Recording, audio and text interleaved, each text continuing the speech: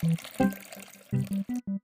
everybody, this is Denny. And this is James from TeaDB, bringing you episode number 81. And so today we're drinking the 1998 White Tuo from White2Te. And we actually just picked out an interesting particle from the White Tuo. Let's just put it this way. Tea is a manual human process. No judgments. Yeah. Some people people will ask for their food back. Yeah. When they see some stuff in it. But we're pouring boiling water on this and we'll kill anything. It's true. It might have an impact on the flavor. Yeah. We found a human hair in the White Tuo. It's 16 years old, so it's an older hair. The person may or may not still be alive or deceased. Wow. That was a very distinct introduction to this episode. Yeah. So why don't we talk about positive things about this tea, James? So this is a ripe Pu'erh, aged, you said, what was the year? 2000? 1998. 98, okay. Yeah. So this is seeing some good age. 16 years is not nothing. And I'm just doing, this is what I usually do for these ripes, is give it actually kind of like an agitated rinse. I don't know, I just find that it gets me there a little bit quicker sometimes, especially because we used finely broken up pieces. Is depending on the look of the tea leaves inside of the yixing as well as the liqueur coming out, I might just do one rinse. So Okay. It's already looking really nice and dark. Yeah. But what's the story behind this tea, James? Yeah, so I picked it up from White2Te, and White2Te is one of those operations that really specializes in white label teas, and you can't get any more white label than this White Tuo. The age is probably, well, I don't know, but it might be an approximation. Wow. So, it smells old. It smells like popcorn. Smells like popcorn. I had like buttered, salty popcorn out of this thing. I mean, all this Pu'erh for sure. Don't get me wrong. Yeah. Definitely has some red Pu'erh in there, but anyway, keep going. So they white labeled this tea. Yep. Yeah, so, I mean, it's kind of the origins of it and the exact age may or may not be known. And so this tea, as a result, can be acquired for about $17.50 for a 100-gram Tuo. So it's pretty cheap considering the age of it. But I'm really curious. This is Denny's first time having it, and I'm really curious to see what he thinks. Well, I maybe have already betrayed my sense of amusement here with the popcorn reference. We'll see. Yeah. Wow. So I think we should just drink this. Okay. Yeah. Looks nice and dark to me. You guys can see that, hopefully. And what appealed...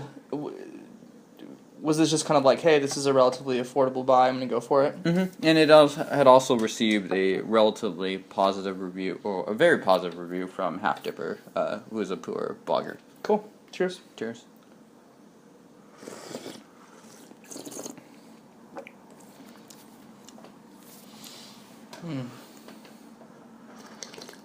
Super woody, super earthy. Yeah. A little tang in there, little...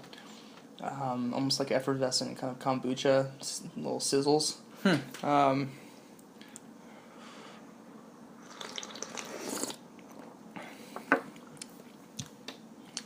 and sweet, kind of that bark sweet. It smelled a little bit smokier than it tastes. Yeah, I don't think it tastes particularly smoky. No. But yeah, you can tell that the storage from this is very different for example, the 1997 brick that we drank a while back, which is smoky, and this, you could tell, has undergone, just smells darker and wetter and more foresty. Dank. And yeah. Absolutely. Yeah, so I guess that smell and that feeling will go down a little bit as we steep this guy out. The first cup I find to be not totally pleasant as a result of just kind of that more humid storage. But I suspect that will go away slowly as we keep drinking this. Interesting. Yeah, I mean, the kombucha reference, I think, rightfully fits the bill in terms of that dank something. Yeah. But I think it's not bad. It fits the kind of White Pu'erh category that's sort of the more hardy, earthy, mineral-y of the ripes. I think that's one... Wow. That is so dark. That is like black tar. Oh my gosh.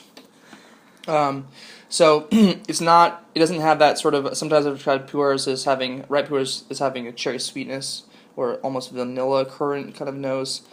Sometimes, and I'm not getting that as much here. Although that was the first steeping after one rinse. So yep, this should be interesting.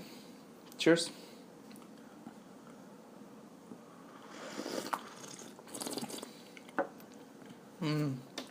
So I find this much more pleasant. Much more sweet, much more fruity. Yeah. Yeah. And still plenty dank for all you lovers of dank. Totally true. It still has that,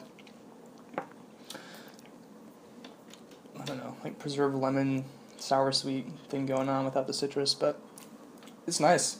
I think the viscosity is awesome on this. Yeah, the viscosity is great. Yeah, really full-bodied, leaving you with a long finish. This is like, I don't know, if you cooled this down, it would not be like drinking water. You know, in terms of the viscosity, it's really thick and kind of almost syrupy. Yeah. Yeah, it's nice. It's interesting because Half Dipper, the blogger, actually compared it to, I think, tar as far as its consistency. Yeah. Just like super thick, super heavy, kind of like you're saying with the syrupy thickness. Yeah, it's cool. And this tea perfectly emphasizes the variety in tea drinking experience that you can have. I'm going to do one more steeping, actually. Yeah.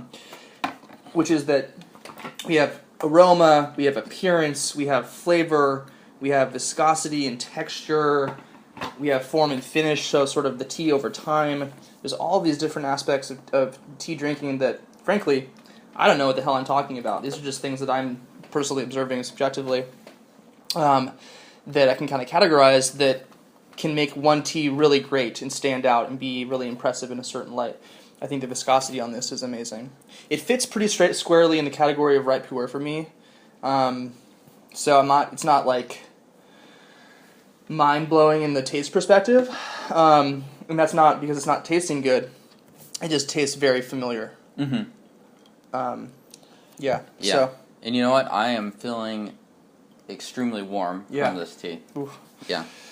Which is good because it's getting colder outside. So I suspect I will be turning to this tea more and more. This is definitely kind of that fall, winter, it's dark outside.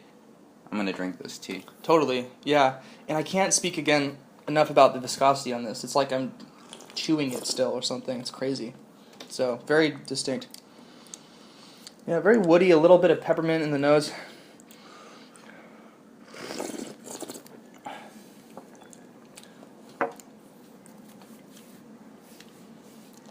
Yeah. I'm trying to describe the sweetness of this, and it's eluding me a little bit because it doesn't taste sour. There's definitely a pleasant sweetness to this, but it is very woody. I mean, I think if you were just a casual tea drinker who likes white infused jasmine with peppermint and raspberry, don't buy this. You might not want this. Yeah. Nothing wrong with jasmine, peppermint, white tea. Yeah. Raspberries or whatever. Cheers to that. Cheers. Yeah, maybe you can bring that on to your next in-between episode. Really pleasant, very full-bodied. I mean, this is a tea that will distract you from anything else you're doing. Yeah. And I suspect this will continue to steep out for quite some time. It seems like the sort of tea that would have very long longevity. Oh, yeah. Really pleasant on the nose. I think this is actually a great deal, too, in terms of just getting a quality daily drinker White Pu'erh. I don't know what it is about those Tuos, man, but I've been drinking White Pu'erh Tuos for years at this point. Wow. I don't know, have I? I think I have. I think at least a couple of years. And this is no different. James is going to die. Choking on that tar syrup. But Yeah, this is kind of a cool one, and I'm surprised actually by the age, because I don't feel like I'm not tasting the age on this as much as I am tasting the. I don't know if I could tell that this was an aged red pu'erh. Interestingly enough. Interesting. Yeah, I wonder, but there are parts of the length of it that I think wouldn't be found normally. Yeah. In something young.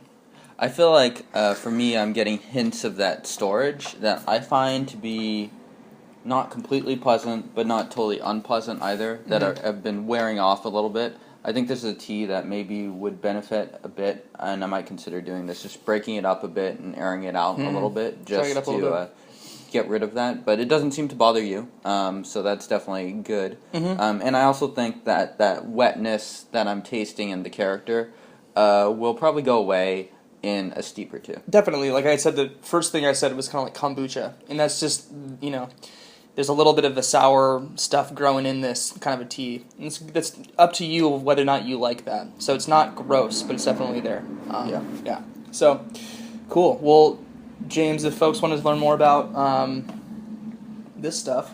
Yeah.